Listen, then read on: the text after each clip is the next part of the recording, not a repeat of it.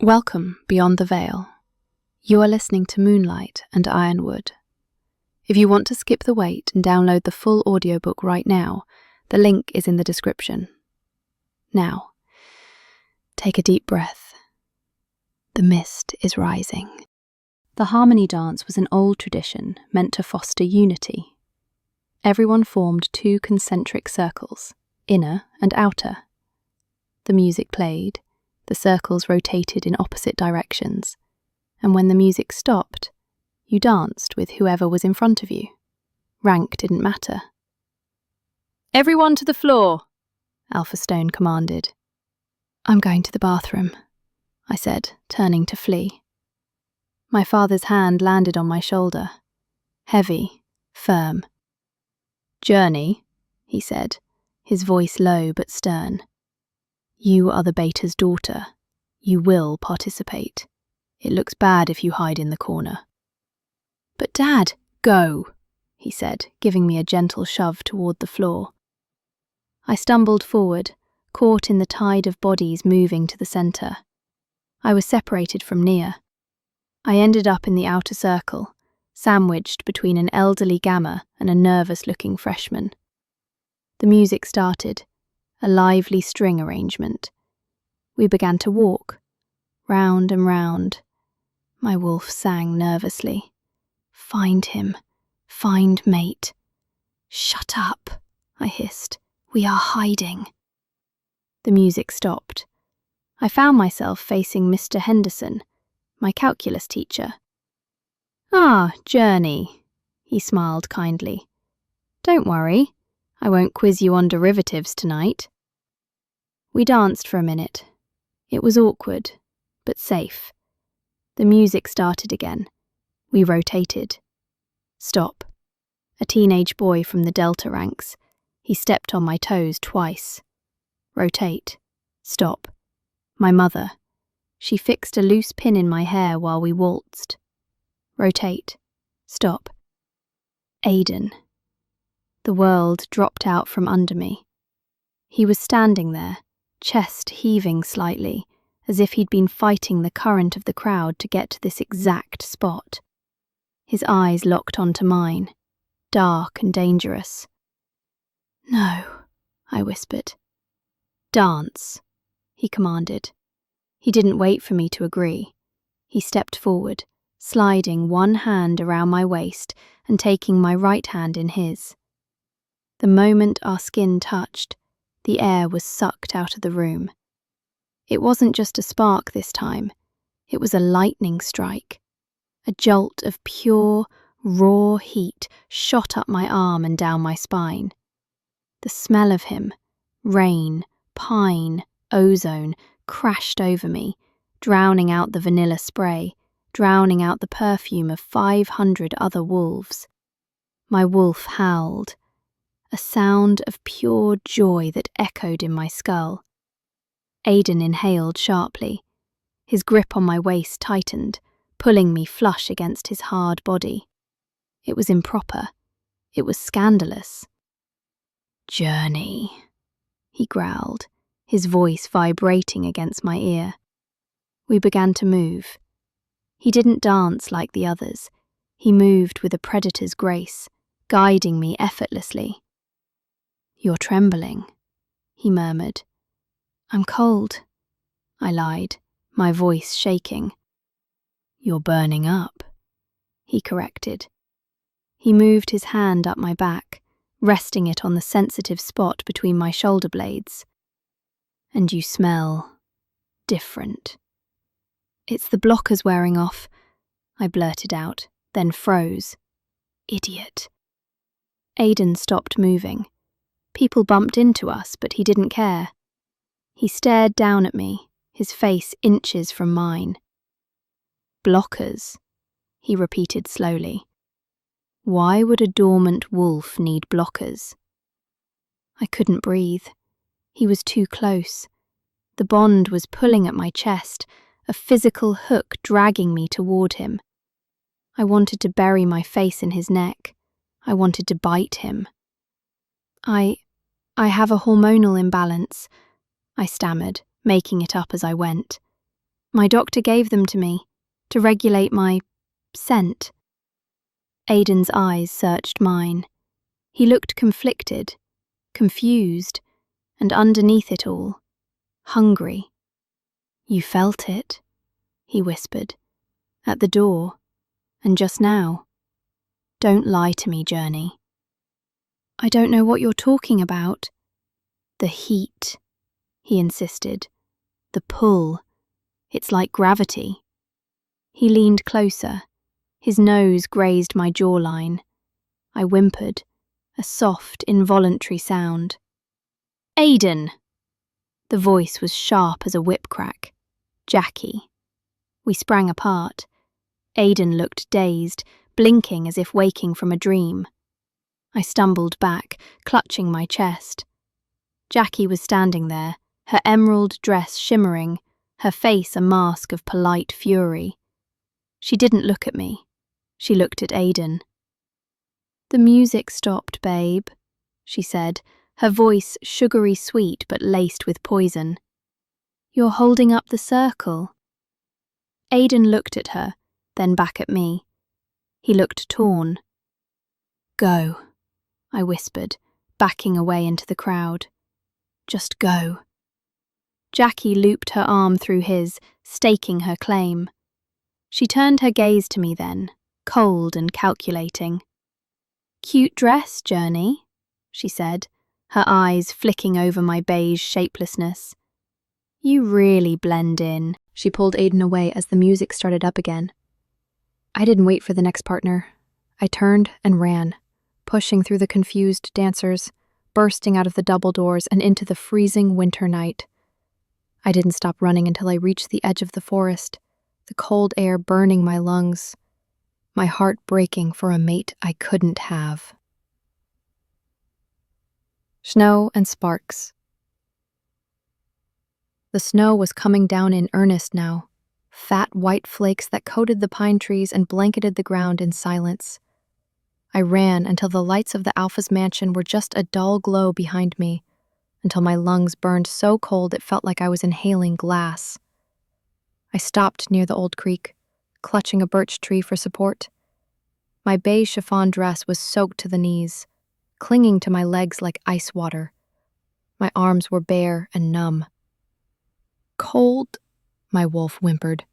Go back, find heat, find mate. Mate is with sister, I thought savagely, tears freezing on my cheeks. We have nothing. I shivered violently, my teeth chattering. I knew it was dangerous to be out here. Even for a wolf, hypothermia was a risk if you couldn't shift, and I couldn't risk shifting now. Not when a search party might come looking. I turned to head back toward the road, hoping to call Nia to pick me up, when a sound stopped me cold. Crunch. Crunch. Crunch. Footsteps. Heavy, deliberate, and fast. I froze, pressing myself against the birch tree, trying to merge with the shadows. A figure emerged from the veil of falling snow. He wasn't wearing a coat. He was in his tuxedo shirt and pants, the black tie undone, hanging loose around his neck. Aiden. He saw me instantly. His gray eyes were glowing faintly in the dark, reflecting the moonlight off the snow. Journey! His voice was a raw shout that shattered the quiet of the woods. He closed the distance between us in 3 long strides. Are you insane? He roared, grabbing my shoulders. His hands were blazing hot against my frozen skin. It's 10 degrees out here. You're wearing a curtain. I needed air, I stuttered, my body betraying me by leaning into his warmth. You ran, he corrected, his voice dropping to a furious growl. You ran away from me. He shrugged off his tuxedo jacket in one fluid motion and wrapped it around me.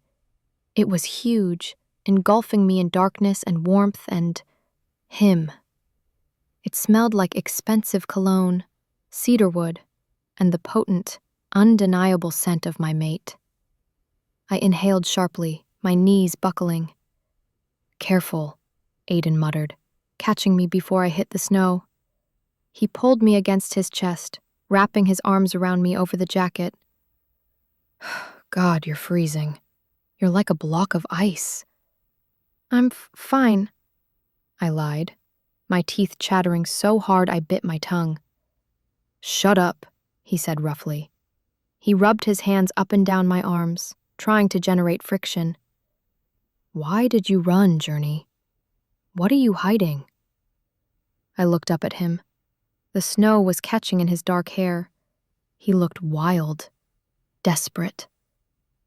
Nothing, I whispered. Liar, he growled. He lowered his head, his nose brushing against my ear. I can smell you now. The cold stripped away that fake vanilla scent. You smell like wildflowers. And lightning.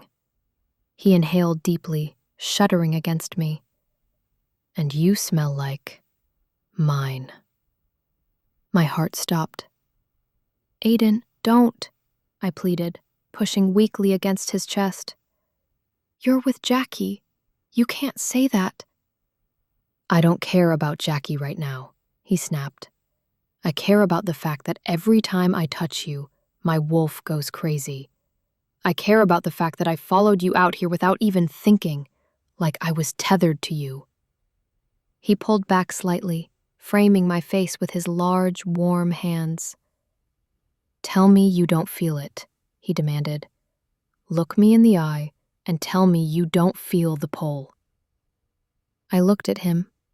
I wanted to lie. I wanted to protect us both from the fallout. But the bond was screaming, a high-pitched note of pure longing. My voice broke. Aiden's eyes softened. He leaned in, his forehead resting against mine. Journey, he whispered. What are we? Before I could answer, a bright beam of light swept through the trees, cutting across us. Aiden! Aiden, are you out there? It was the security team, and behind them, I heard the distinctive click of heels on frozen ground. Aiden! Jackie's voice was sharp, annoyed. This isn't funny! Come back inside! Aiden stiffened. He looked at the lights, then back at me. He looked at my frozen lips, my terrified eyes. We can't go back there, he said decisively. What? I'm not taking you back to them. Not like this. He scooped me up into his arms, lifting me as if I weighed nothing. Aiden, put me down. They'll see. Let them look, he growled, turning away from the lights and heading toward the service road where the cars were parked. I'm taking you home. He carried me through the snow, shielding me with his body. He walked right past the valet, ignoring the shocked looks, and went straight to a sleek black SUV parked near the exit. He opened the passenger door and deposited me inside, cranking the heat up to the maximum. As he ran around to the driver's side, I saw Jackie emerge from the tree line. She saw us. She saw Aiden's jacket around my shoulders. She saw him get into the car with me. Her scream of rage was lost in the wind as Aiden slammed the door and sped away, leaving the solstice ball and my old life far behind us. Chapter 7. The Truth in the Dark. The heater in the SUV was blasting, but I was still shivering. Not from the cold anymore, but from the terrifying reality of what had just happened. Aiden's knuckles were white as he gripped the steering wheel. He was driving too fast down the winding service road, putting distance between us and the mansion. Aiden, slow down, I whispered, pulling his tuxedo jacket tighter around me. You're going to hit a deer. He eased off the gas slightly, but the tension in the car was thick enough to choke on. The silence stretched, heavy with unsaid words. Say it, he said finally. He didn't look at me. His eyes were fixed on the snowy road ahead. Say what? Say what you are to me. I swallowed hard. Aiden? Say it, Journey. His voice cracked, a sound of raw vulnerability that tore at my heart. I need to hear you say it. I need to know I'm not crazy. I need to know that what I felt back there, what I'm feeling right now, isn't just me losing my mind. I looked at him. The profile I had admired from afar for years. The future alpha, my sister's boyfriend, and my mate. I'm your mate, I whispered into the darkness. Aiden let out a shuddering breath, as if he'd been holding it for days. He pulled the car over onto the shoulder of the deserted road and slammed it into park. He turned to me, unbuckling his seatbelt to lean closer. Since when? He demanded softly. When did you know? Tuesday, I admitted, looking down at my hands. In the hallway, when my wolf woke up. Tuesday, he repeated, shaking his head in disbelief. You've known all week. You looked me in the eye at dinner. You lied to my father. You lied to me. I had to, I cried, tears welling up again. Aiden, look at us. You're dating Jackie. You're the future alpha couple. Everyone expects you to be with her. If I came forward, if I claimed you, the pack would tear me apart. They'd say I was jealous. They'd say I was trying to steal her life. I don't care about the pack, Aiden shouted, slamming his hand against the dashboard. I care about the bond. Do you have any idea what it's been like for me? Walking around feeling this void, feeling a pull toward you that I couldn't explain. He reached out, his hand hovering near my face before he gently cupped my cheek. His thumb brushed away a tear. I thought I was losing it, he confessed, his voice dropping to a whisper. I'd be with Jackie, and all I could think about was you. Your scent, even under that awful vanilla stuff, it was haunting me. I felt guilty. I felt like I was betraying her. But it wasn't betrayal. It was instinct. It is betrayal, I argued weakly. She loves you, Aiden. Does she? Aiden laughed bitterly. Or does she love the title? Does she love the power? That's not fair. It's the truth. Jackie and I, it's always been an arrangement, a good match on paper, but I never felt this. He moved his face closer to mine, his eyes searching my soul.